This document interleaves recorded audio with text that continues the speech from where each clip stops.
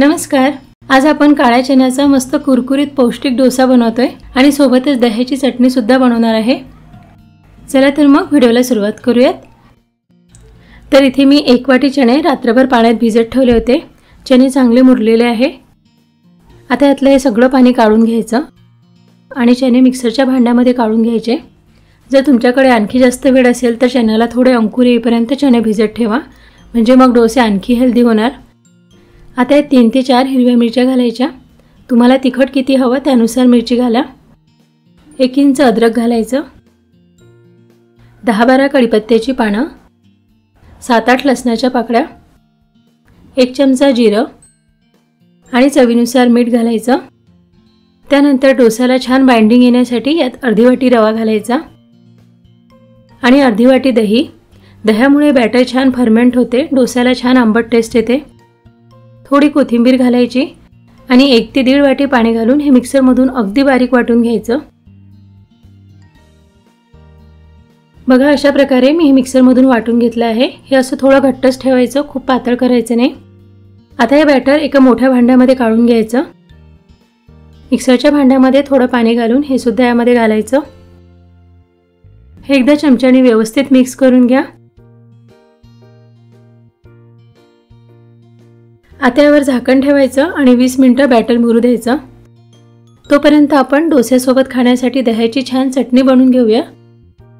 तर चटणी बनवण्यासाठी 1 वाटी दही घ्यायचं, ताजं दही घ्यायचं आणि इथे प्लेटमध्ये थोडी कोथिंबीर, पुदिना, लसूण, मिरची आणि जिरं घेतलं आहे। याचा जाडसर ठेचा बनवून घ्यायचा। तर मिक्सरच्या भांड्यामध्येच मी याचा ठेचा बनवून घेते। कोथिंबीर पुदिन्याचा ठेचा बनवून घेतला। आता ह्या चटणीमध्ये घालायचा। चवीनुसार थोडं मीठ घालायचं। मीठ आणि ठेचा दह्यामध्ये व्यवस्थित मिक्स करून घ्यायचा। आता यात आपल्याला काकडी किसून घालायची आहे। काकडीचं साल काढलं नाही आहे, अशीच काकडी किसून घालायची। दह्यासोबत काकडीची टेस्ट खूप छान येते। हे व्यवस्थित मिक्स करून घ्यायचं। ही चटणी तुम्ही अशीही खाऊ शकता किंवा यावर तडका घाला। मी यामध्ये तडका घालून घेते। तर तडका पॅनमध्ये 1 चमचा तेल चांगलं कडकडीत गरम करून घेतलं आहे। यात पाव चमचा जिरं घालायचं, मोहरी घालायची, थोडासा हिंग घालायचा, 4 ते 5 कढीपत्त्याची पानं घालायची आणि थोडी चिमूटभर हळद घालायची आणि हा तडका आता चटणीवर घालून घेऊया। ही चटणी खूप टेस्टी होते। डोस्यासोबत किंवा कोणत्याही पराठ्यासोबत खाऊ शकता।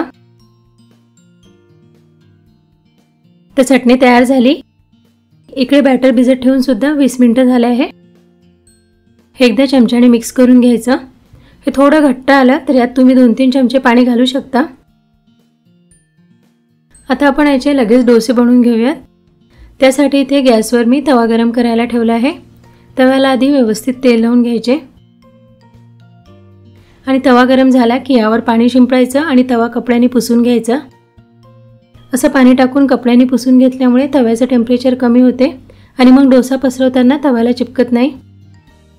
तर 1 चमचा बॅटर घेऊन असं पसरवून घ्यायचं। गॅसची फ्लेम मीडियम ठेवायची। बघा डोसाला जाडी छान पडली आहे। डोसा वरच्या बाजूने सुकला की यावर तेल किंवा तूप घालायचं। ह्या डोस्यावर तुम्ही स्टफिंग घालू शकता, चीज किंवा पनीर किसून घालू शकता किंवा काही भाज्या घालू शकता।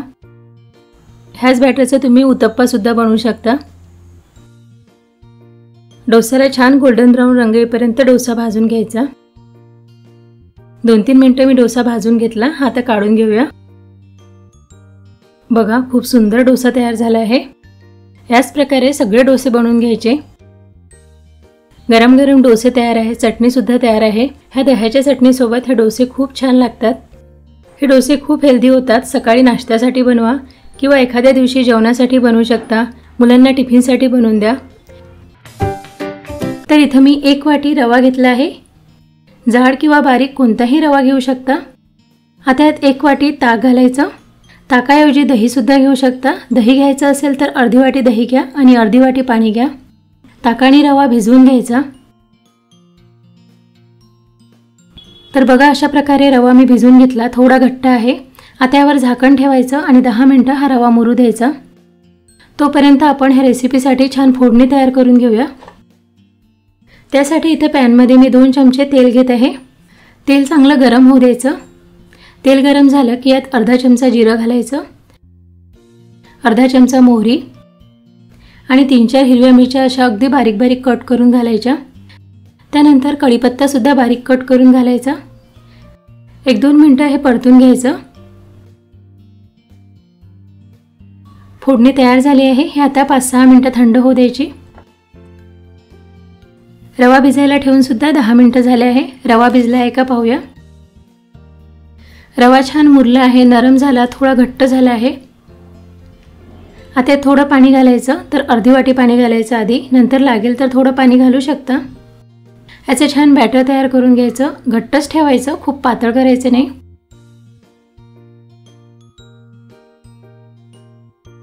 बघा अशा प्रकारे थोडं घट्टच भिजवायचं, खूप जास्त पातळ पण करायचं नाही आणि खूप घट्ट पण नको। आता आपण जी फोडणी तयार केली होती ती थंड झाली आहे, यामध्ये टाकायची। ही फोडणी घातल्यामुळे ही रेसिपी चवीला खूप छान होते। त्यानंतर अगदी बारीक बारीक कापलेली अर्धी वाटी कोथिंबीर घालायची। तर सगळ्यात महत्त्वाचं यामध्ये आपल्याला टोमॅटो घालायचे आहे। तर 2 मोठे पिकलेले टोमॅटो मी अगदी बारीक बारीक कापून घेतले आहे। त्यानंतर चवीनुसार मीठ घालायचं। बस एवढेच साहित्य आपल्याला ह्या रेसिपीसाठी लागतात। भरपूर टोमॅटो घातला आहे त्यामुळे रेसिपी खूप पौष्टिक होते। बघा खूप जास्त पातळ पण नाही आणि खूप घट्ट पण नाही आहे, अशीच याची कन्सिस्टन्सी पाहिजे। हे बॅटर खूप सुंदर कलरफुल दिसत आहे। याचा आपण इन्स्टंट उत्तप्पा बनवणार आहोत, तर यामध्ये थोडा सोडा घालू शकता, पण सोडा न घालतात तसेही याचे उत्तप्पे छान तयार होतात। तर आपण याचे आता लगेच उत्तप्पे बनवून घेऊयात। त्यासाठी इथे गॅसवर मी तवा गरम करायला ठेवला होता। तवा गरम झाला की तव्याला आधी तेल किंवा तूप लावून घ्यायचं। आता थोडंसं बॅटर घेऊन असं जाडसर पसरून घ्यायचं। उत्तप्पा थोडा जाडच असतो त्यामुळे हे खूप पातळ पसरायचं नाही। बॅटर तव्यावर सोडताना गॅसची फ्लेम मीडियम टू हायच ठेवायची, यामुळे उत्तप्प्याला जाडी छान पडते। आणि मीडियम फ्लेमवर उत्तप्पा भाजून घ्यायचा। यावर मी थोडा मसाला घालते। यावर तुम्ही चाट मसाला, गोडा मसाला किंवा कोणताही मसाला घालू शकता। थोडी चटणी सुद्धा घालू शकता, चीज घालू शकता। उत्तप्पा आता वरच्या बाजूने थोडा सुकला आहे। आता यावर तेल किंवा तूप घालायचं। मी यावर थोडं तूप घालते। तूप घालून बनवलेले गरम गरम उत्तप्पे खूप टेस्टी लागतात। हा आता पलटून दोन्ही बाजूने भाजून घ्यायचा। बघा याला छान जाडी पडत आहे, खूप सुंदर रंग आला आहे, छान भाजला गेला आहे। टोमॅटोमुळे उत्तप्पे खूप छान दिसतात। दोन्ही बाजूनी चांगला भाजून घेतला की काढून घ्यायचा। तर मी इथे 3 उत्तप्पे बनवून घेतले आहे। बघा खूप सुंदर कलरफुल दिसतात। एक उत्तप्पा मी तुम्हाला जवळून दाखवते। बघा यावर जाडी छान पडली, अगदी सॉफ्ट मऊ झाले आहे। यासोबत तुम्ही शेंगदाण्याची खोबऱ्याची चटणी बनवू शकता किंवा लोणच्यासोबतही खाऊ शकता। तर सगळ्यात आधी मिक्सरच्या भांड्यामध्ये 1 कप रवा घ्यायचा। रवा जाड किंवा बारीक कोणताही घ्या। आता 2 टेबलस्पून गव्हाचं पीठ घ्यायचं। गव्हाच्या पिठामुळे डोश्याला बाइंडिंग चांगली येते। त्यानंतर 2 टेबलस्पून बेसन घ्यायचं। बेसन घातल्यामुळे डोसे चवीला छान होतात। 1 चमचा साखर घालायची। त्यानंतर यात 1 कप दही घ्यायचं। आपण हे पीठ फर्मेंट करणार नाही आहोत त्यामुळे दही वापरलं आहे। तर 1 कप रव्यासाठी 1 कप दही घ्यायचं आणि आता यात अर्धा ते पाऊण कप पाणी घालायचं आणि हे मिक्सरमधून अगदी बारीक फिरून घ्यायचं। दही पातळ असेल तर पाणी थोडं कमी घाला, पण दही घट्ट असेल तर अर्धा कप पाणी घाला। 4 ते 5 मिनिटं हे मिक्सरला चांगलं फिरून घ्या। मी हे मिक्सरमधून अगदी बारीक करून घेतलं आहे। आता यावर झाकण ठेवायचं आणि 10 मिनिटं हे मुरू द्यायचं। रवा मुरायला थोडा वेळ लागतो। आता 15 मिनिटांनंतर पाहूया। रवा मुरल्यानंतर हे थोडं घट्ट झालं आहे, पण आपल्याला असंच पाहिजे, खूप पातळ नको। आता यात अर्धा चमचा मीठ घालायचं आणि पाव चमचा सोडा। आपण इन्स्टंट डोसे बनवतोय म्हणून यात मी थोडा सोडा घातला आहे। सोडा न घालता सुद्धा तुम्ही तसेही हे डोसे बनवू शकता। सोडा यामध्ये व्यवस्थित मिक्स करून घ्या आणि आता आपण याचे लगेच डोसे बनवून घेऊयात। त्यासाठी इथे गॅसवर मी तवा गरम करायला ठेवला आहे।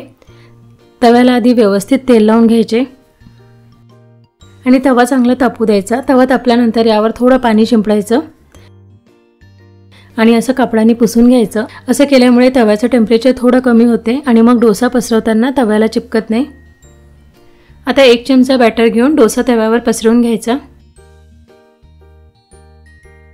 बघा डोस्यावर जाडी छान पडली आहे। डोसा वरच्या बाजूने सुकला की यावर बटर किंवा तेल घालून घ्यायचं आणि डोस्याला छान गोल्डन ब्राऊन रंग येईपर्यंत डोसा भाजून घ्यायचा। बघा डोस्याला छान रंग आला आहे। आता आपण काढून घेऊया। बघा मस्त कुरकुरीत पेपर डोसा तयार झाला आहे। आणखी एक डोसा बनवून दाखवते।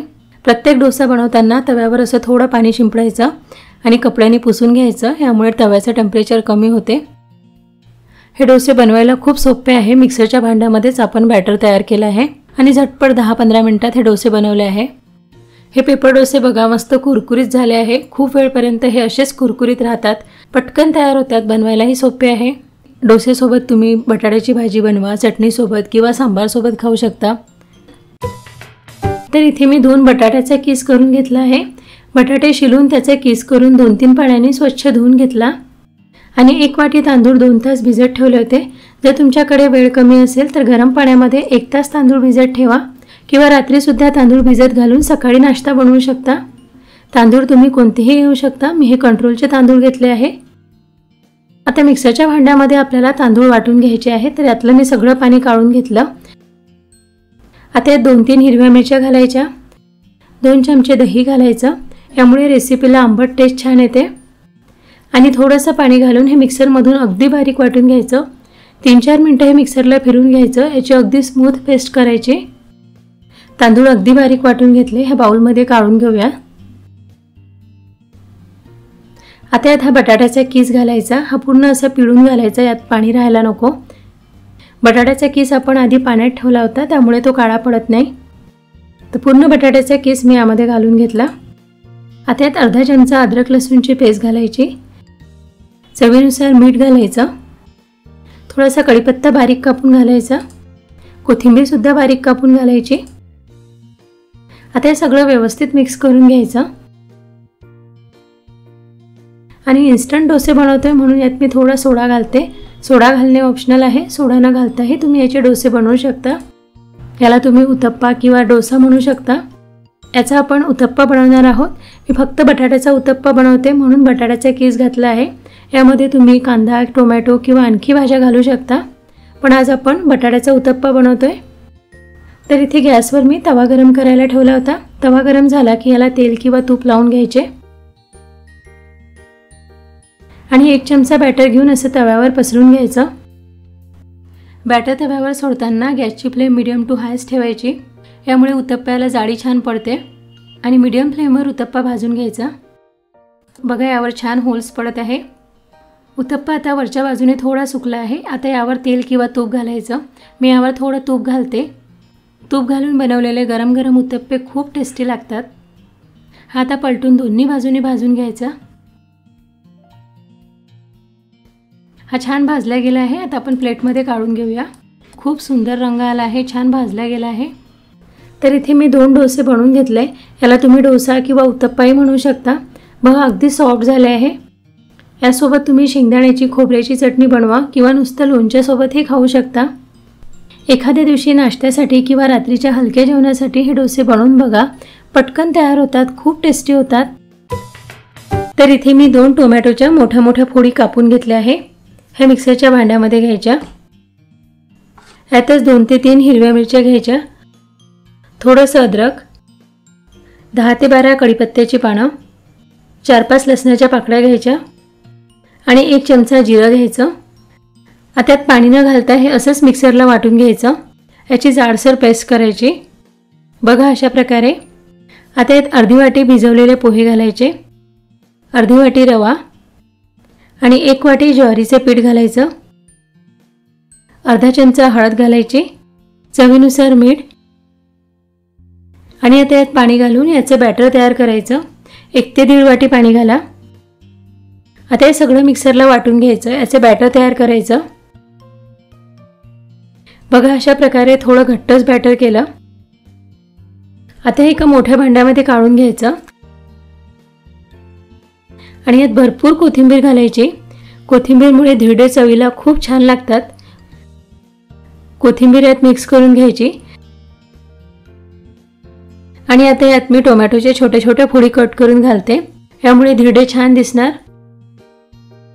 आता आपण याचे लगेच धिरडे बनवून घेऊयात। यात सोडा इनो काहीच घालायचं नाही। तर इकडे गॅसवर मी तवा गरम करायला ठेवला होता। तवा गरम झाला की तव्याला आधी तेल लावून घ्यायचे। त्यानंतर 1 चमचा बॅटर घेऊन तव्यावर असं पसरवून घ्यायचं। धिरडे तव्यावर सोडताना गॅसची फ्लेम हायच ठेवायची, यामुळे धिरड्यावर जाडी छान पडते। धिरडे वरच्या बाजूने सुकलं की यावर तेल लावून घ्यायचं आणि पलटून दुसऱ्या बाजूने सुद्धा भाजून घ्यायचं। बघा छान जाडी पडली आहे। दोन्ही बाजूने धिरडे छान खमंग भाजून घ्यायचं। आणखी एक धिरडा बनवून दाखवते। तुम्हाला पाहिजे त्या आकारात लहान मोठ्या आकाराचे धिरडे बनवू शकता। हे ज्वारीच्या पिठाचे धिरडे पचायला हलके आहे, शिवाय वजन कमी करण्यास मदत होते। याच प्रकारे सगळे धिरडे भाजून घ्यायचे। तर इथे मी 2 धिरडे बनवून घेतले आहे। हे तुम्ही नाश्त्याला बनवा किंवा जेवणासाठी सुद्धा बनवू शकता। हे धिरडे लोणच्या सोबत, चटणी सोबत किंवा कोणत्याही भाजी सोबत खाऊ शकता। पटकन तयार होतात, खूप टेस्टी लागतात। एकदा बनवून बघा, तुम्हाला नक्कीच आवडणार। आणि आजचा हा व्हिडिओ आवडला असेल तर प्लीज लाईक करा, शेअर करा। त्याचसोबत आपल्या चॅनलला सुद्धा सबस्क्राइब करा।